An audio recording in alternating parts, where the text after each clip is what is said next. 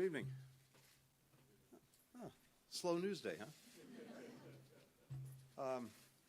I want to begin by expressing my gratitude to Ambassador Burns, to our entire Mission China, with whom I've had an opportunity to spend time over the past couple of days.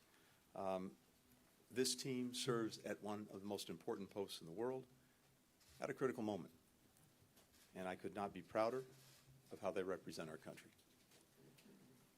Over the past 2.5 years, the United States has taken a series of purposeful, strategic steps, both at home and abroad, to strengthen our country and our standing around the world. We've made historic investments in our infrastructure, technology, industrial capacity, competitiveness. We've deepened our engagement and alignment with allies and partners around the world in ways that would have been unimaginable a few years ago. That's the backdrop for the relationship between the United States and the People's Republic of China, one of the most consequential in the world. Both the United States and China have an obligation to manage this relationship responsibly. Doing so serves the best interests of the United States, of China, indeed, of the world. We are clear-eyed about the challenges posed by the PRC. The United States will advance a vision for the future that we share with so many others, a free, open, stable, and prosperous world, with countries upholding and updating the rules-based order that has, for years, safeguarded peace and security globally. To shape that future, we start with diplomacy, including with China. I came to Beijing to strengthen high-level channels of communication, to make clear our positions and intentions in areas of disagreement, and to explore areas where we might work together when our interests align on shared transnational challenges, and we did all of that. Here in Beijing, I had an important conversation with President Xi Jinping, and I had candid, substantive, and constructive discussions with my counterparts, Director Wang Yi and State Councilor Qin Gang. I appreciate the hospitality extended by our hosts. In every meeting, I stress that direct engagement and sustained communication at senior levels is the best way to responsibly manage our differences and ensure that competition does not veer into conflict. And I heard the same from my Chinese counterparts. We both agree on the need to stabilize our relationship. During those meetings, we had a robust conversation about regional and global challenges. That includes Russia's war of aggression against Ukraine. I reiterated that we would welcome China playing a constructive role, along with other nations, to work toward a just peace based on the principles of the United Nations Charter. We also spoke about North Korea's increasingly reckless actions and rhetoric. All members of the international community have an interest in encouraging the DPRK to act responsibly, to stop launching missiles, to start engaging on its nuclear program. China is in a unique position to press Pyongyang to engage in dialogue and to end its dangerous behavior. I raised U.S. concerns, shared by a growing number of countries, about the PRC's provocative actions in the Taiwan Strait, as well as in the South and East China Seas. On Taiwan, I reiterated the long-standing U.S. One China policy. That policy has not changed. It's guided by the Taiwan Relations Act, the 3 joint communiques, the 6 assurances.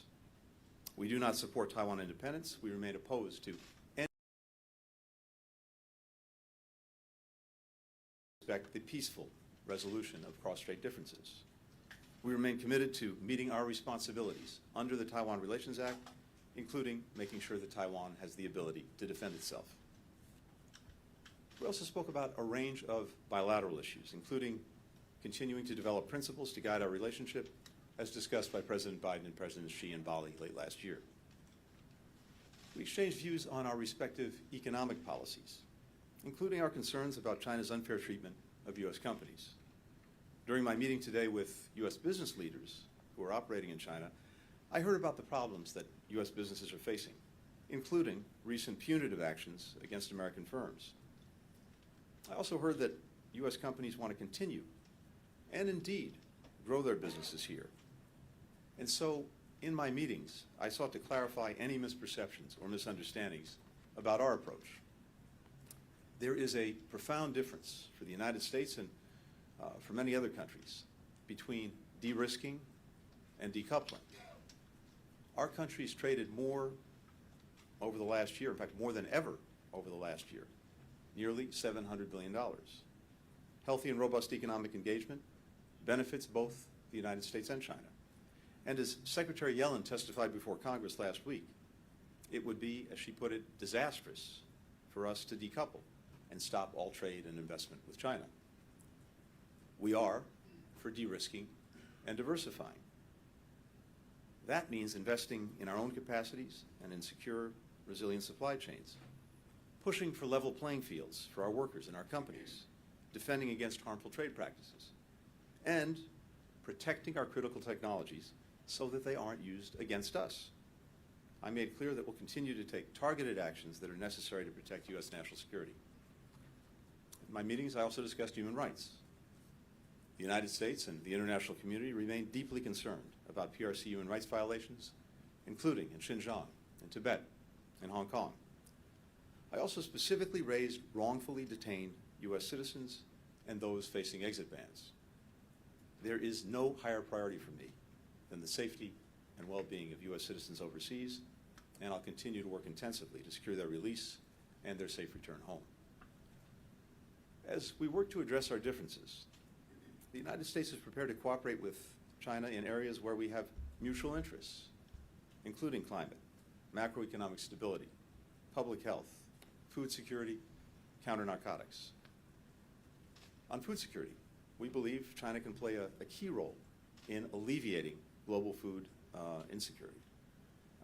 I underscored the importance of supporting a long-term expansion of the Black Sea Grain Initiative, which has facilitated the export of almost 32 million tons of grain from Ukraine, with approximately 18 million tons going to developing countries. A long-term expansion is critical for avoiding food shortages in some of the poorest, most food insecure countries in the world, as well as price surges. I raised as a priority the issue of synthetic opioids and fentanyl, a crisis in the United States. Fentanyl is the #1 killer of Americans aged 18 to 49. I made clear that we need much greater cooperation to address this critical issue. We agreed to explore setting up a working group or joint effort so that we can shut off the flow of precursor chemicals which help fuel this crisis and a growing number of deaths. Finally, we discussed the importance of strengthening people-to-people exchanges between students, scholars, business travelers.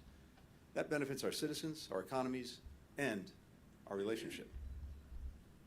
Today, I had an opportunity to meet with an impressive group of alumni from those exchange programs. In my meetings, we discussed enhancing educational exchanges, and we committed to work to increase direct flights between our countries.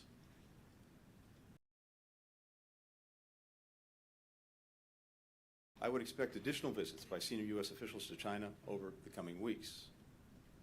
And we welcome further visits by Chinese officials to the United States. To that end, I invited State Counselor and Foreign Minister Qin Gang to visit Washington, and he agreed to come at a mutually suitable time. A little later this evening, I leave for London to attend the Ukraine Recovery Conference, and I'll also have an opportunity there to brief allies and partners on this visit and to continue to strengthen our alignment. We have no illusions about the challenges of managing this relationship. There are many issues on which we profoundly, even vehemently, disagree. We will always take the best course of action to advance the interests of the American people. But the United States has a long history of successfully managing complicated, consequential relationships through diplomacy. It's the responsibility of both countries to find a path forward, and it's in both our interests and the interests of the world that we do so. We'll take a few questions. The first question goes to Ian Marlowe with Bloomberg. Thank you, Secretary. China's accused the U.S. of economic containment over the Biden administration's efforts to limit Beijing's access to key technology, including semiconductors, as you mentioned. Are you worried that the future U.S. moves in that area will derail the current efforts to stabilize ties with China and might force the Chinese to take retaliatory measures, perhaps in other areas of the relationship? And after your talks here in China, secondly, what's your impression of the top leadership's stance on Ukraine, whether they are still likely to provide eventually lethal aid to Russia, or are they at all interested in using their influence with Vladimir Putin to bring about a diplomatic solution to the conflict? Thank you. Thanks very much, Ian. So on the first part of the question, one of the important things for me to do on this trip was to disabuse our Chinese hosts of the notion that we are seeking to economically contain them. We're not. And as I've said, we are not about decoupling. We're about de-risking and diversifying. And here's what I mean by that.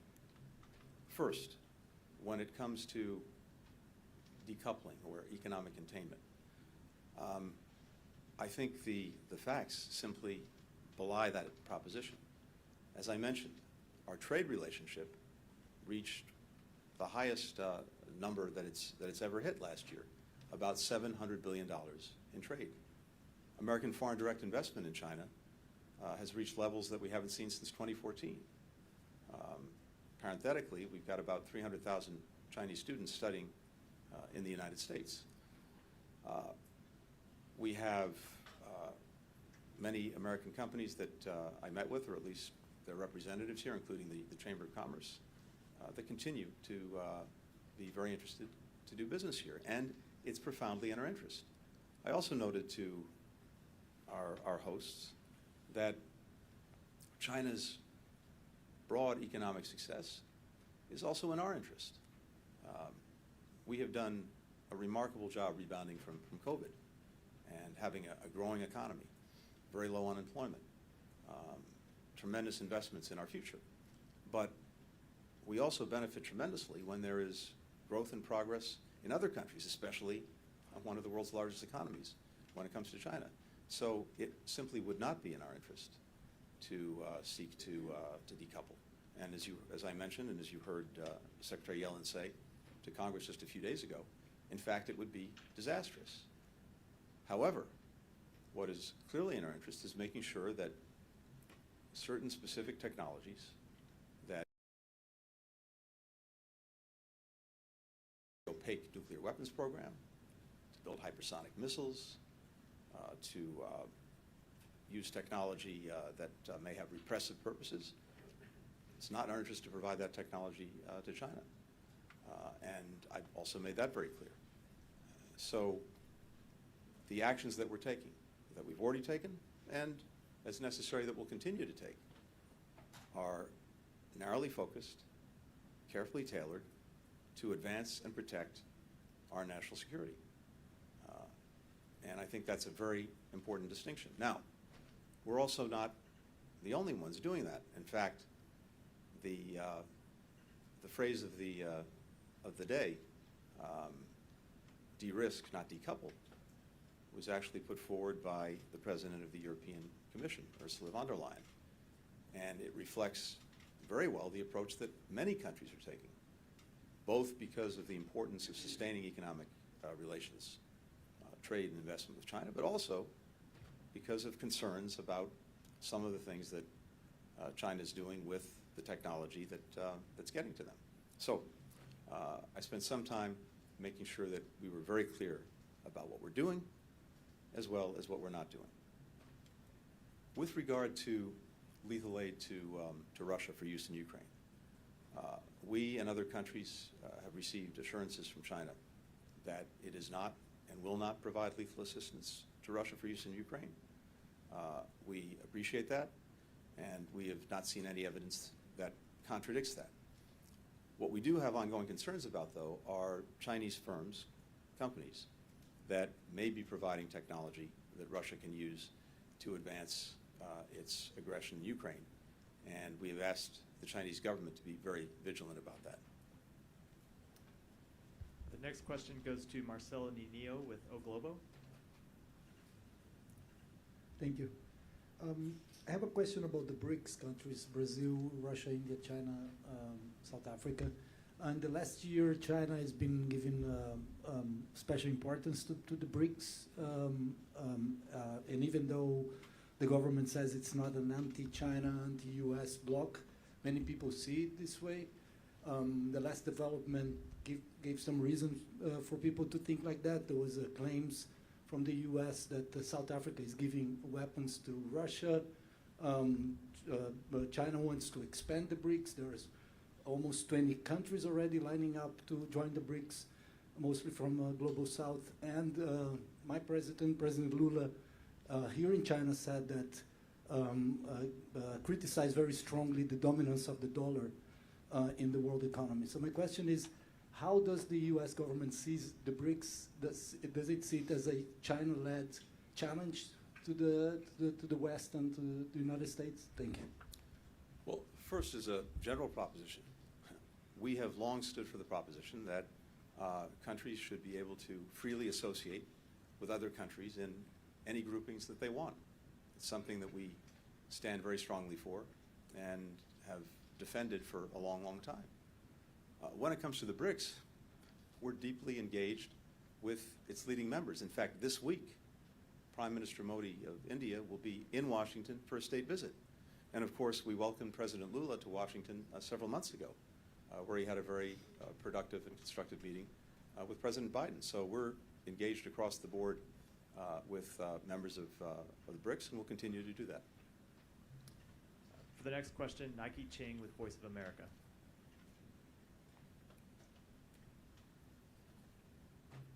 Good evening, Mr. Secretary. evening. I hope you make more news from this news conference.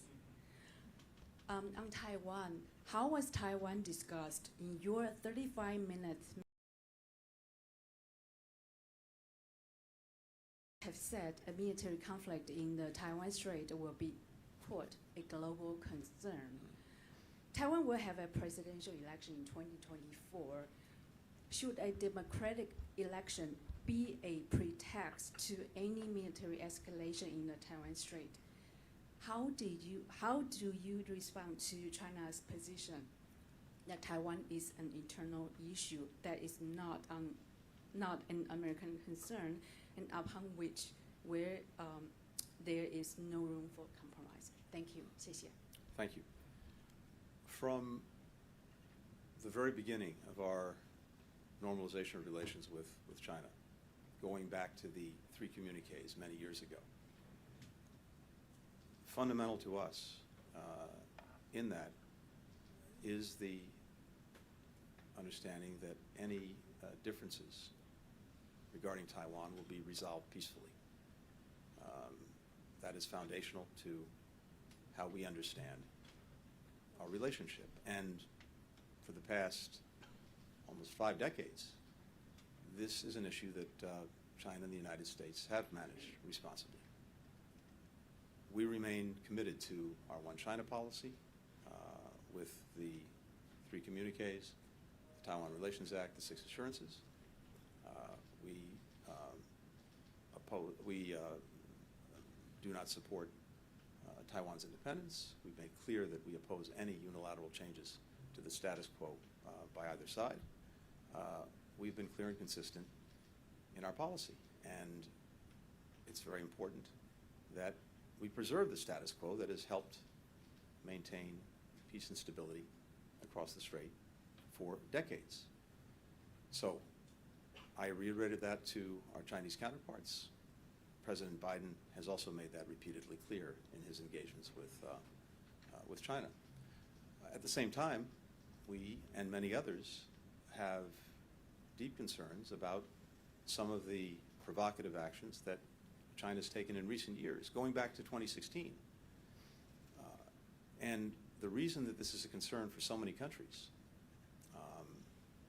not just the United States, is that were there to be a crisis over Taiwan, the likelihood is that that would produce an economic crisis that could affect quite literally the entire world. 50% of commercial container traffic goes through the Taiwan Strait every day. 70% of semiconductors are manufactured on Taiwan. If, as a result of a crisis, that was taken offline, it would have dramatic consequences for virtually every country around the world, which is, again, why there's been rising concern about some of the provocative actions that China's taken. I also made that very clear. President Biden believes strongly that one of the successful aspects of our relationship with China going back 5 decades has been the responsible management of the Taiwan question. We continue to believe that that's essential. Next question goes to Ni Xiaowen with Phoenix TV. Thank you, Mr. Secretary. I'm from Phoenix TV. We know for some time now the United States has been pushing dialogue with China. But at the same time, we saw the United States has included some Chinese companies to its entity list and restricted chips exports to China and plan to limit investment in high-tech sector. And China believes that the United States is both seeking dialogue and at the same time containing China.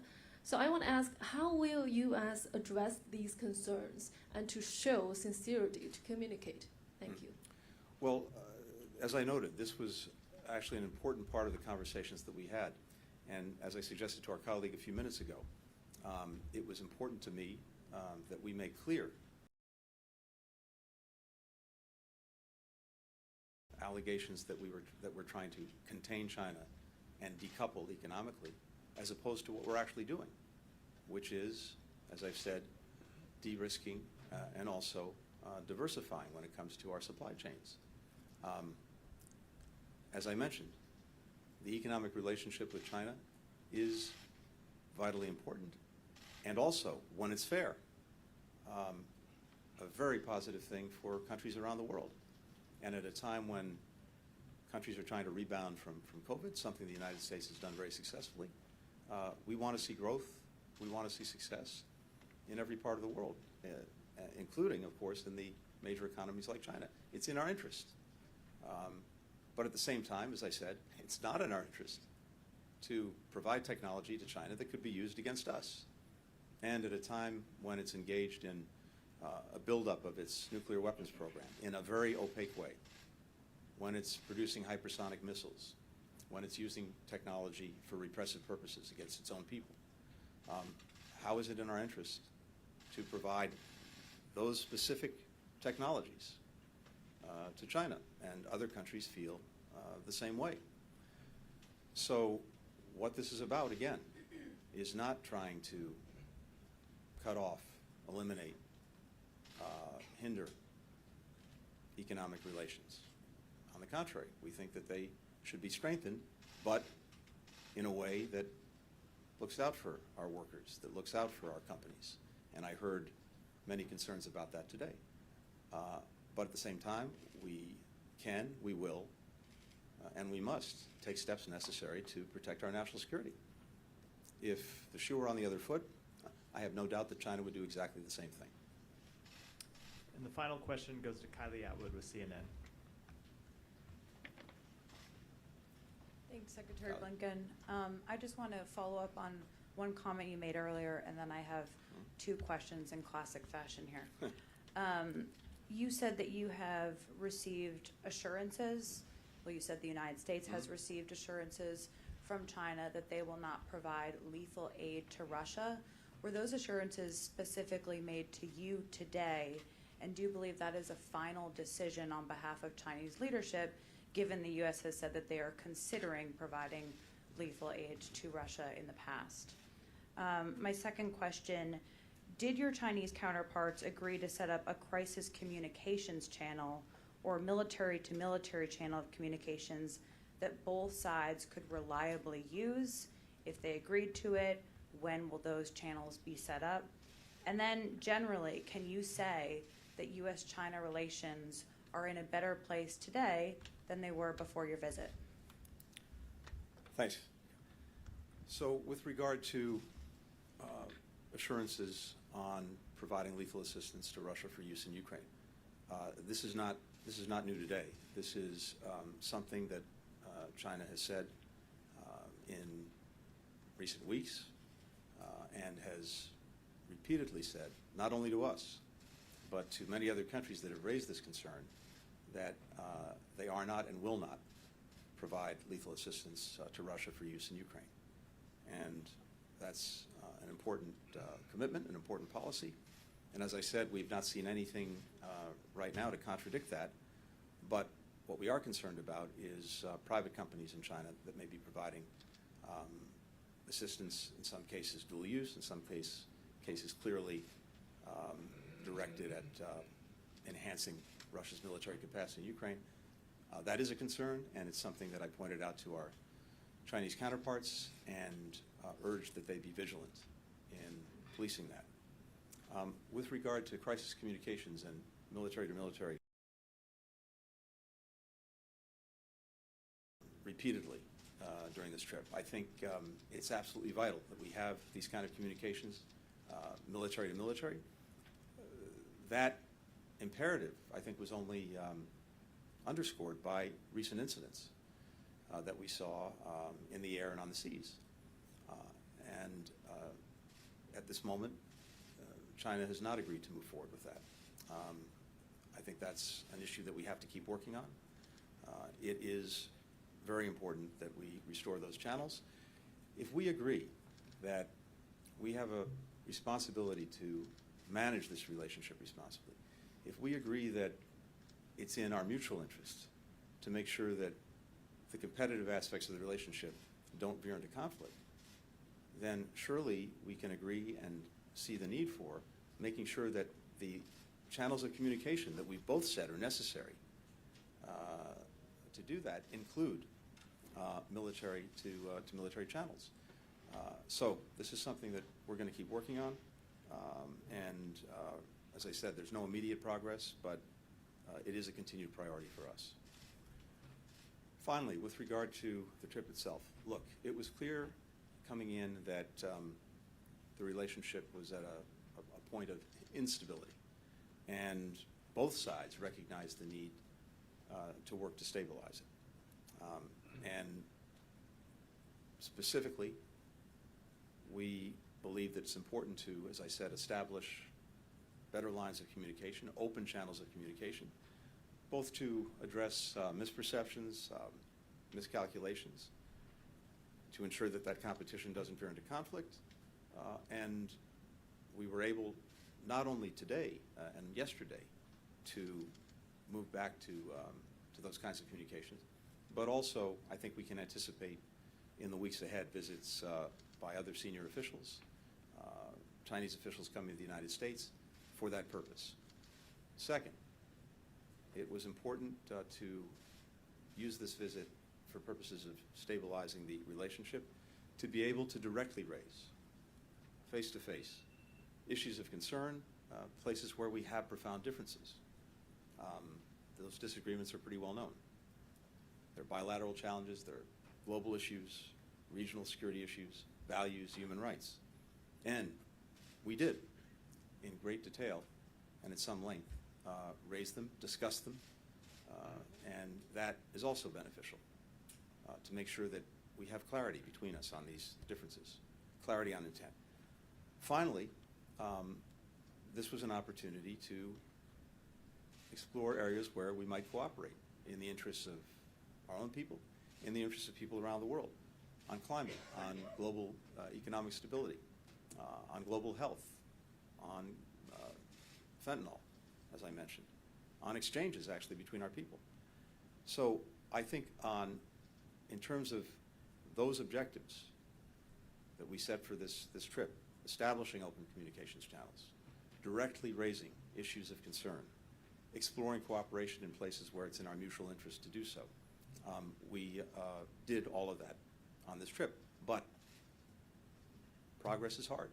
It takes time, and it's not the product of one visit, one trip, one conversation. My hope and expectation is we will have better communications, better engagement going forward. That's certainly not going to solve every problem between us, far from it. But it is critical to doing what we both agree is necessary, and that is responsibly managing the relationship. It's in the interest of the United States to do that. It's in the interest of China to do that. It's in the interest of the world. And I think we took a positive step in that direction over the last 2 days. Thank you. Thank you.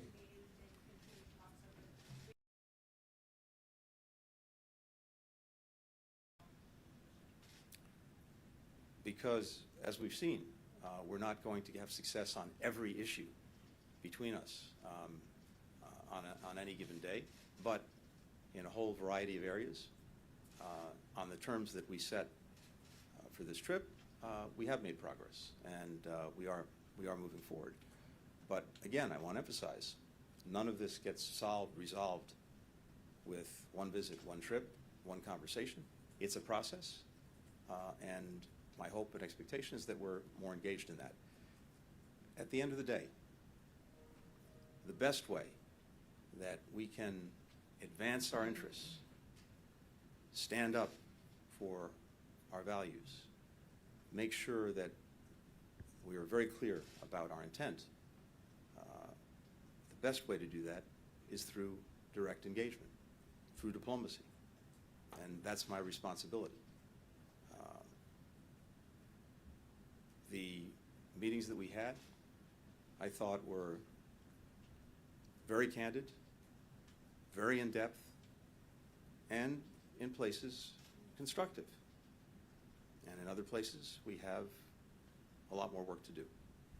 Thank you. Thank you. Thank you. Stop the downward spiral.